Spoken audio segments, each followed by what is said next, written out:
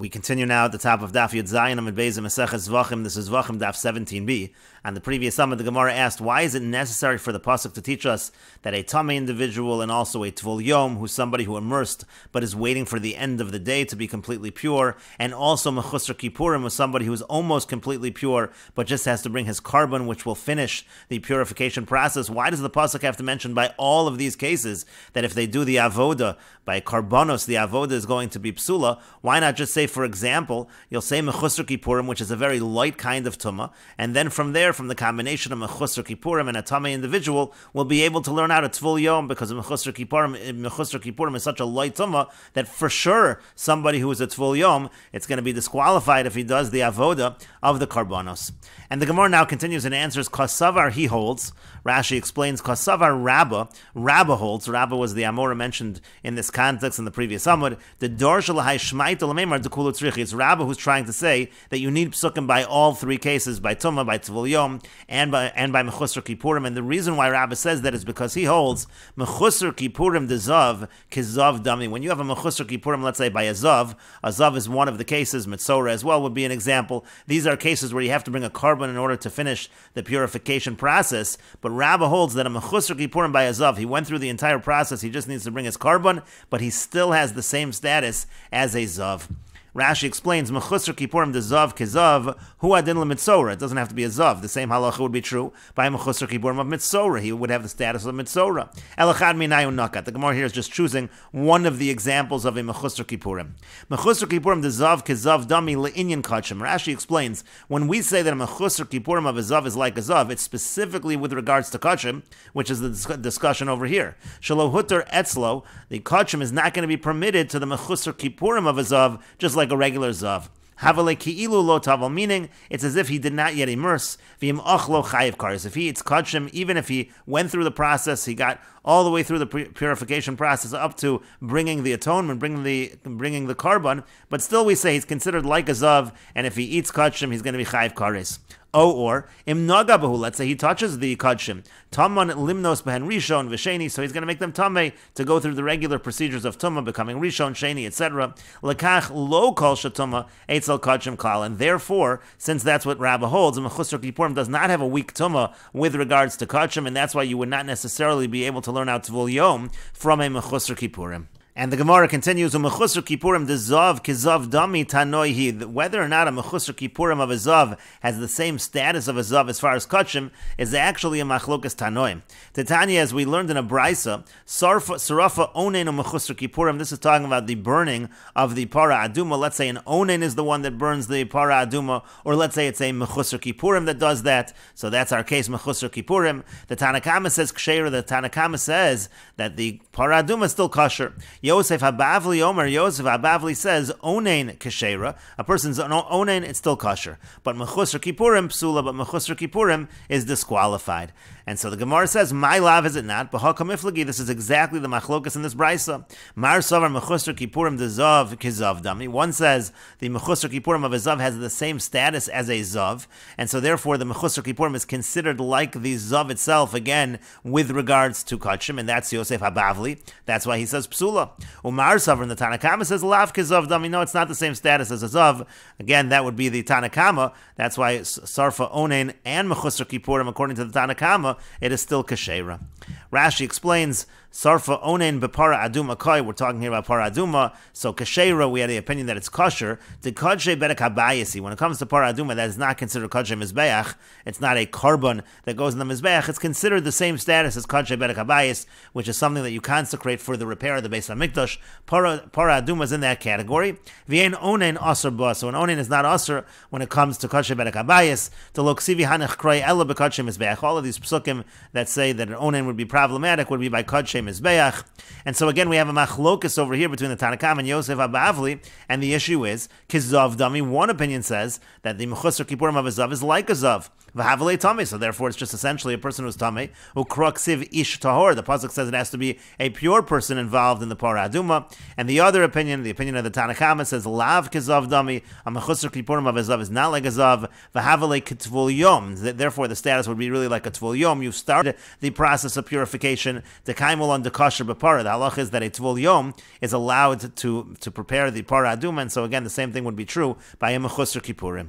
And the Gemara continues, lo no, dekuli alma kazav dam. It could be that everybody agrees that a mechusar kippurim of a zav is like a zav, meaning in this brayso by para aduma, the Tanna Kama and Yosef Habavli agree that a mechusar kippurim of a zav has the status of a zav. And so then the question will be, why does the Tanna Kama say ksheira? And the answer is v'hacha b'ha kamiflagi. Here the machlokas is as follows. Techsiv, because it's written in the pasuk v'hiza hatar. It says that the pure person is going to sprinkle. Mechlal shehu tamei. This implies that he was tamei. Limit al tvul yom shekasher b'para. This pasuk teaches us that a tvul yom is kosher when it comes to para aduma.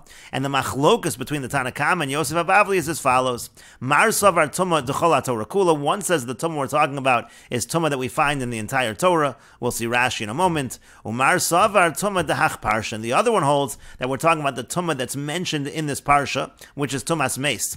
And so hilkach, therefore, onen utvul yom, when it comes to an onen and a tvul yom, the tamei sheretz, let's say you had a tvul yom of tumas sheretz, the person became tamei by touching a sheretz, and so he's a tvul yom, he immersed, and he's waiting for the day to end to be totally pure. By a sheretz, there is no kapara, there's no carbon to bring. So those cases, the kili, those cases are more lenient than a mace. Also, bekal v'chomer mitvul yom de mace. Those cases will be learned from a kal v'chomer, from a tvul yom of a mace, somebody who became tamei, to a dead body, which is stricter. Avol mechusar kippurim de zav, but when it comes to a mechusar kippurim of a zav, the chomer, which is stricter, shekein tuma yotza olav migufo, because the tuma comes out of his body, lo, then we would not say that. And Rashi explains, lo no, dekuli alma kizav dami. Everybody agrees that a mechusar kippurim of a zav is like a zav, u'le'inyan shar kachim, and therefore for other kachim, meaning not para aduma, shetvul yom aser behu, where a tvul yom is aser by other kachim, have a mechusar kippurim de zav chamer mitvul yom, the shar tumas she'in tunas kapara. So it's going to come out that a mechusar kippurim specifically by zav is actually stricter than a tvul yom of other tumas where a carbon is not brought. You have a tvul yom of other tumas where a carbon is not brought, so that tvul yom has a certain level of tumah. But the mechusar kippurim of a zav, where you do have to bring a carbon, even though the day already ended, but still the kapara, the carbon needs to be brought, that is going to be a stricter level of tumah, and therefore it will be forbidden.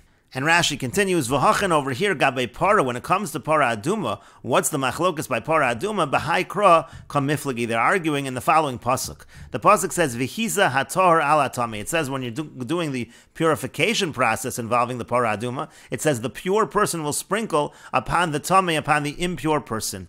And so we understand that to mean tahor kol duhu mashma. It's understood as being pure. Any amount of purity is good enough. You don't have to be totally pure, just on the way to being pure. The reason why we learned that from that pasuk is because it's an extra pasuk. Because it says earlier, it says v'lokach ezo v'taval b'mayim ishtar. It already says ishtar. V'hiza al hatame. It should have just continued the pasuk. He sprinkles on the tamei. Limed al tvul yom, and so therefore this pasuk teaches us that a tvul yom shekasher b'para. Tvul yom is kosher when it comes to para aduma. That's what this pasuk teaches. T'yeshgechan tvul yom de'ikri tar l'maiser, because we do find that a tvul yom is referred to somebody that's pure with regards to Meiser.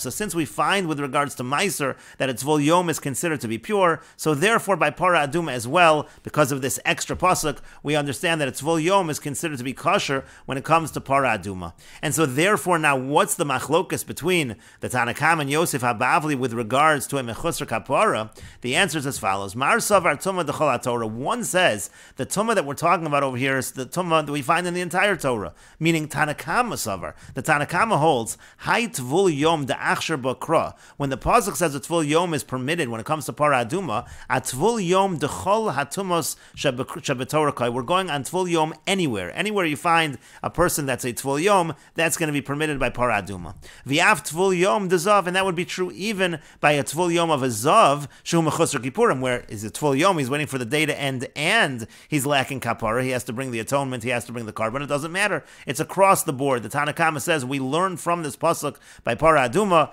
We learn specifically that Tvul Yom is okay. The other opinion says no. Tumah de Osa Parsha. All the pasuk means to teach us is if you have a tumah that's mentioned in this parsha. Of course, the tumah by Para Aduma, it's all talking about purification from tumas meis. That's the tumah that we're talking about. V'hainu de meis. It's referring again to tumas meis.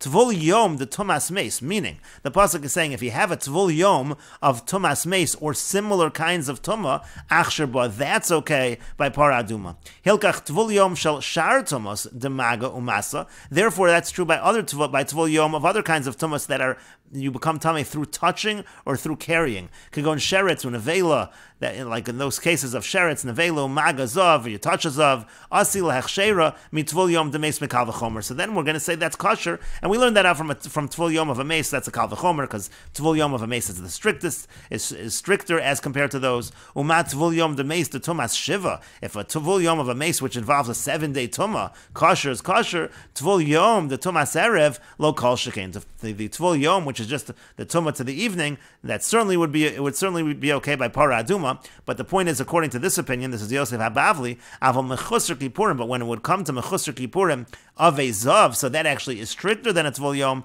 and that's why Yosef Habavli is strict by a mechusar kippurim. And again, as the Gemara said, the reason why Mechusar Kippurim is going to be considered stricter is specifically because Tumah Yotza Olav Migufo, there the Tumah is coming, it's not coming from the outside, from touching, etc., something that is Tumah, it's coming from his body itself. And so therefore, those cases of Mechusar Kippurim, where the person needs to bring a carbon as well in order to finish the purification process, according to Yosef Habavli, that is stricter and that will not be good when it comes to Para Aduma. And the Gemara continues at the two dots. The Mishnah said, Mechusar begadim, if a Kohen lacks the begadim, if he's not wearing the big day kahuna and he does the avoda of the karbanos, then that avoda is profaned, it is disqualified. And the Gemara says, Minolan, from where do we know this? Amar Rabbi Avo, Amar Rabbi Yochanan. Rabbi Avo says that Rabbi Yochanan says, Umatu ba mishmei de Rabbi Elazar Rabbi Shimon, and some determine it's in the name of Rabbi Elazar Rabbi Shimon. Diamar Kratz, because the pasuk says, V'chagarta osam avnei ta'aro nuvana v'chavashta lahem migbos. The pasuk talks about the big day kahuna, and it says, it's going to be a kahuna for them, for a law forever. And we understand that pasuk to mean bizman shebigdeim aleim kahunasam aleim, when they're wearing their garments, then they have the kahuna upon them. Ein bigdeim aleim, but if they're not wearing the garments, ein kahunasam aleim, then the kahuna is not upon them. And Rashi explains, wearing these garments is lekahuna, makes them kohanim, alma kahunasan teluya bevigdein. You see that them being considered to be kohanim is dependent upon wearing the garments. V'ilo haveluhu zarim, and if not, then they're considered zarim. They're considered non-kohanim. Uvizar eshkechon demachal avoda, and by a zar we find, again, that the avoda is profaned. And the Gemara continues, v'hamei hacha nafka, but is that really learned from here? Is this really the source? Mehasam nafka, it's learned from there. It's learned from the following. The Tanya, as we learned in a brayso, minayin l'shesuya yayin, from where do we know that those who drink wine, shem avad chila, if a kohen who drunk wine, if he does the avoda, that it's profaned. Talmud lomar, the pasuk says, yayin v'sheicher al teish v'gomer, it says, don't drink wine, ulahavdil ben hakodesh uvein hachol, to separate between kodesh and chol.